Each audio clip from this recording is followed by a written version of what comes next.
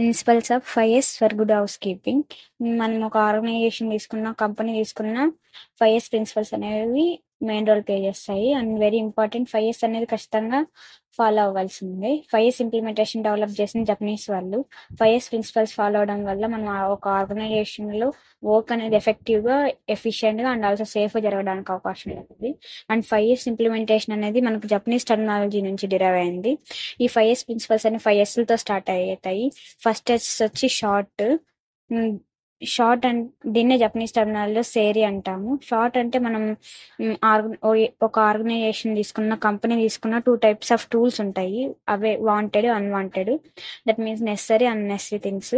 Unnecessary things అంటే damage కానీ, rejected material కానీ, స్క్రాప్ మెటీరియల్ కానీ, బ్రోకెన్ ఫర్నిచర్ కానీ అలాంటివి.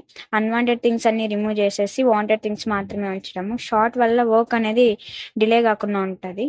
And then second stands for set in order. దీన్నే సేటా అని అంటాం జపనీస్ టర్మినాల్లో.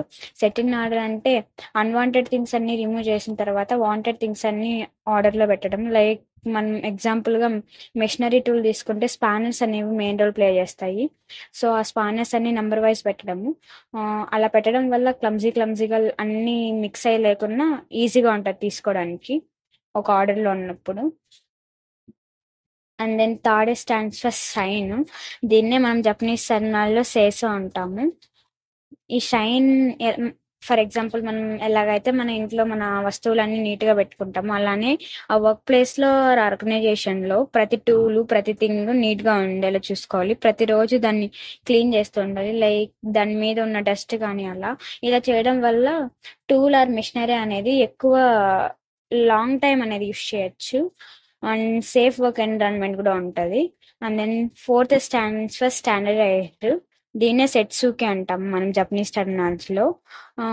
స్టాండర్డైజ్డ్ అంటే ఇప్పుడు ఒక ఆర్గనైజేషన్లో ఒక వర్క్ అనేది ఒక చోట జరుగుతుంటుంది. లైక్ ప్యాకింగ్ ఒక దగ్గర, ప్రొడక్షన్ అనేది ఇంకో దగ్గర, అలా వీటినన్నిటిని ఆ వర్క్ అనేది బోర్డ్స్ ద్వారా కానీ లేదా పెయింటింగ్ ద్వారా కానీ రిప్రజెంట్ చేస్తే వర్క్ అనేది ఎఫెక్టివ్గా, ఎఫిషియెంట్గా జరుగుతుంది. అందుకే ఈ స్టాండర్డ్స్ అనే ప్రిన్సిపల్ యూస్ చేస్తాము. And fifth stands for sustain. దీన్నే సెట్సుకే అంటాం జపనీస్ టర్మినాలజీలో. సస్టైన్ అంటే ఈ 5 ప్రిన్సిపల్స్ అన్ని ఒక రోజులోనే జరగవు. ఆర్గనైజేషన్ ఉన్నంత వరకు ఈ 5S ప్రిన్సిపల్స్ అనేవి జరుగుతూనే ఉంటాయి. అలాంటప్పుడు దీన్ని మానిటరింగ్ చేయాలి. సస్టైన్ అనేది మానిటరింగ్ చేస్తుంది. Like 5S principles achieving better result or not, అలా సస్టైన్ అనేది లైక్ మానిటరింగ్ లాగా. And then last benefits of 5S principle. It improves the overall efficiency of the organisation ఎఫిషియన్సీని పెంచుతుంది ఈ 5S ప్రిన్సిపల్ యూస్ చేయడం వల్ల. Reduces all type of waste అనేది reduce చేస్తుంది. రెడ్యూసెస్ ద ఓవరాల్ కాస్ట్ని కూడా రెడ్యూస్ చేస్తుంది. It improves the quality of వర్క్ని పెంచుతుంది. Achieve great employee satisfaction. And last one safe work environment అనేది ఉంటుంది 5S ప్రిన్సిపల్స్ యూస్ చేయడం వల్ల. Solid waste management. Solid waste is unwanted unless solid material generated from human activities in residential or commercial areas. Solid waste అనేది human generate చేసిన waste. ఇది 3 ways గా characterised అయింది: origin, content, hazard potential. Origin అంటే domestic, human. ఇంకా అది hazard potential అంటే toxic, non toxic. Contents అంటే ఇండస్ట్రీ నుంచి వచ్చే వాటిని కంటెంట్స్ అంటాం. Principle of solid waste management. Principle of solid waste management అంటే గార్బేజ్ని కలెక్ట్ చేసి దాన్ని ఫైనల్గా డిస్పోజల్ చేసేంత వరకు 6 ఫంక్షనల్ ఎలిమెంట్స్ అనేవి ఉంటాయి. ఫస్ట్ వచ్చేసి వేస్ట్ జనరేషన్, తర్వాత సెకండ్ వచ్చేసి waste handling, sorting, storage and processing at the source. Third వచ్చేసి waste collection. Fourth sorting, processing and transformation of solid waste. Fifth వచ్చేసి ట్రాన్స్ఫర్ అండ్ ట్రాన్స్పోర్ట్. సిక్స్త్ వచ్చేసి waste disposal.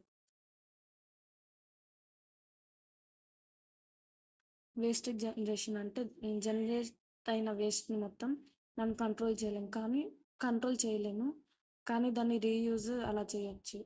Waste handling, sorting, storage and processing are the same source. Waste handling అనేది చాలా ఎక్కువ అవుతుంది. Handle చేయాలంటే మనం first గార్బేజ్ని collect చేయాలి, దాన్ని స్టోర్ చేసి నెక్స్ట్ ప్రాసెస్కి పంపించాలి. వేస్ట్ కలెక్షన్ అంటే బిన్స్లో అంతా వేస్ట్ని వేసుంటాం కదా, ఆ బిన్స్ని కలెక్ట్ చేస్తుంది, చేయడాన్ని వేస్ట్ కలెక్షన్ అంటాం. ఆ కలెక్ట్ చేసిన బిన్ని ట్రాన్స్పోర్ట్ చేయాలి ఒక ప్లేస్ నుంచి ఇంకో ప్లేస్కి. తర్వాత వేస్ట్ డిస్పోజల్. ఫైనల్గా ఆ వేస్ట్ని మొత్తం డిస్పోజ్ చేస్తారు, ల్యాండ్ ఫిల్లింగ్ చేసి డంపింగ్ చేస్తారు కదా మొత్తం అలా. ABC analysis. ఏబీసీ అనాలిసిస్ యొక్క full form always better control. ఈ యొక్క ఏబీసీని మనం పెరాటో ప్రిన్సిపల్ అని కూడా అంటాము. ఈ యొక్క పెరాటో ప్రిన్సిపల్ అనేది కాస్ట్ క్రైటీరియాని బేస్ చేసుకొని అనలైజ్ చేస్తాము. ఇందులో థౌజండ్స్ ఆఫ్ ఐటమ్స్ అనేవి ఉంటాయి. ఆ ఒక్కొక్క ఐటమ్కి ఒక్కొక్క ప్రైస్ అనేది ఉంటుంది. ఈ యొక్క ఏబీసీ అనాలిసిస్ అనేది ప్రయారిటీ వైజ్గా ఐటమ్స్ని డిస్క్రైబ్ చేస్తుంది అనమాట. అంటే ఎక్కువగా అటెన్షన్ అనేది వేటికి ఉంటుందంటే, ఎక్కువ కాస్ట్ వేటికైతే ఏ ప్రొడక్ట్స్కి అయితే ఉంటుందో వాటికి ఎక్కువ అటెన్షన్ అనేది ఇస్తారు. ఇక్కడ 3 ఐటమ్స్గా 3 క్లాసిఫికేషన్స్ అనేవి ఉన్నాయి, ఏబిసి. ఈ ఏబిసి అనాలిసిస్ అనేది ఏబిసి అనే కేటగిరీస్గా డివైడ్ చేశారు. పర్సంటేజ్ ఆఫ్ ఐటమ్స్గా, పర్సంటేజ్ ఆఫ్ వాల్యూగా డిఫరెన్షియేట్ చేసి దాన్ని బేస్ చేసుకొని ఈ కేటగిరీస్ని డివైడ్ చేశారు. ఏ కేటగిరీ అనేది హై వాల్యూ ఐటమ్స్ని రిప్రజెంట్ చేస్తుంది, బి ఐటమ్స్ అనేవి మీడియం వాల్యూ ఐటమ్స్ని రిప్రజెంట్ చేస్తుంది, సి కేటగిరీ అనేది లో వాల్యూ ఐటమ్స్ని రిప్రజెంట్ చేస్తుంది. ఎగ్జాంపుల్గా ఏ క్లాస్ ఐటమ్స్ అనేవి హై వాల్యూ ఐటమ్స్ని మాత్రమే రిప్రజెంట్ చేస్తుంది. ఎగ్జాంపుల్ ఏం తీసుకున్నారంటే 10% ఆఫ్ ఐటమ్స్ని మనం మ్యానుఫ్యాక్చర్ చేస్తున్నప్పుడు 70% ఆఫ్ అమౌంట్ని మనం స్పెండ్ చేస్తాం అనమాట. అంటే తక్కువ పర్సంటేజ్ ఆఫ్ ఐటమ్స్ని మ్యానుఫ్యాక్చర్ చేస్తున్నా కూడా ఎక్కువ అమౌంట్ని వాటి మీద స్పెండ్ చేస్తున్నాం.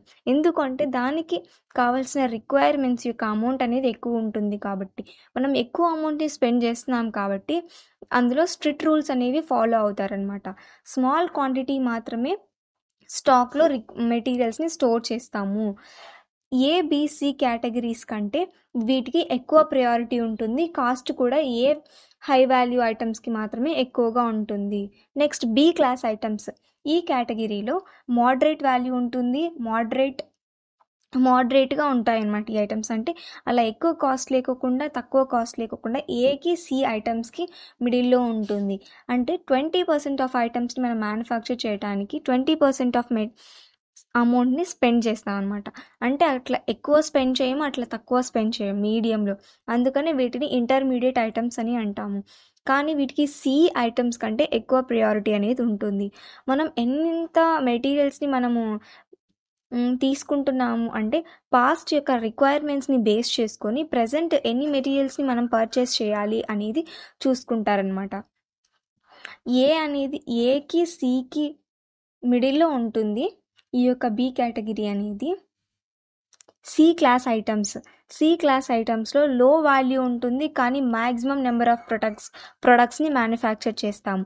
అంటే 70% ఆఫ్ మెటీరియల్స్ని ప్రొడక్ట్స్ని మ్యానుఫ్యాక్చర్ చేసిన 10% ఆఫ్ అమౌంట్ని మాత్రమే వాళ్ళు స్పెండ్ చేస్తారు వాటికి కావాల్సిన మెటీరియల్స్ కోసము. అందుకని ఇది లెస్ ఎక్స్పెన్సివ్ కాబట్టి తక్కువ అమౌంట్ని స్పెండ్ చేస్తారు కాబట్టి ఇందులో స్ట్రిక్ట్ రూల్స్ అనేవి కూడా ఉండవు. These are ordered in bulk quantities. అంటే బల్క్ ఆఫ్ క్వాంటిటీస్లో వాళ్ళు మెటీరియల్స్ని పర్చేస్ చేసుకుంటారు, కానీ తక్కువ అమౌంట్ని మాత్రమే స్పెండ్ చేస్తారు. బి ఐటమ్స్తో పోలిస్తే ఇది లెస్ ఎక్స్పెన్సివ్ అనమాట. ఈ యొక్క ఏబిసి అనాలిసిస్ని గ్రాఫికల్గా ఏ విధంగా రిప్రజెంట్ చేస్తామో చూస్తాం. పర్సంటేజ్ ఆఫ్ ఐటమ్స్ని హారిజంటల్ లైన్లో, టోటల్ వాల్యూ ఆఫ్ ఐటమ్స్ని వర్టికల్ లైన్లో రిప్రజెంట్ చేస్తాం అనమాట. ఇప్పుడు ఏ కేటగిరీలో 10% ఆఫ్ ఐటమ్స్ని మాత్రమే మనం మ్యానుఫ్యాక్చర్ చేస్తున్నాం కాబట్టి హారిజంటల్ లైన్ మీద 10%ని మనం పాయింట్అవుట్ చేస్తాం. అదే ఎంత అమౌంట్ని మనం స్పెండ్ చేస్తున్నాం అంటే 70%, వర్టికల్ లైన్ మీద 70% దగ్గర మార్క్ చేస్తాం. Next B medium value items. అంటే 20% ఐటమ్స్ని మనం మ్యానుఫ్యాక్చర్ చేస్తున్నాం కాబట్టి 10+20 30 దగ్గర మనం మార్క్ చేస్తాం. ఎంత స్పెండ్ చేస్తున్నాం అమౌంట్ అంటే 20% కాబట్టి 70+20 90. Next C value.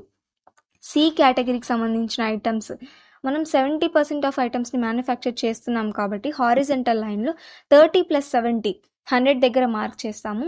వర్టికల్ లైన్లో 90+10 10 ఎందుకు అంటే 10% మాత్రమే మనం అమౌంట్ని స్పెండ్ చేస్తాం కాబట్టి 100 దగ్గర మార్క్ చేస్తాము.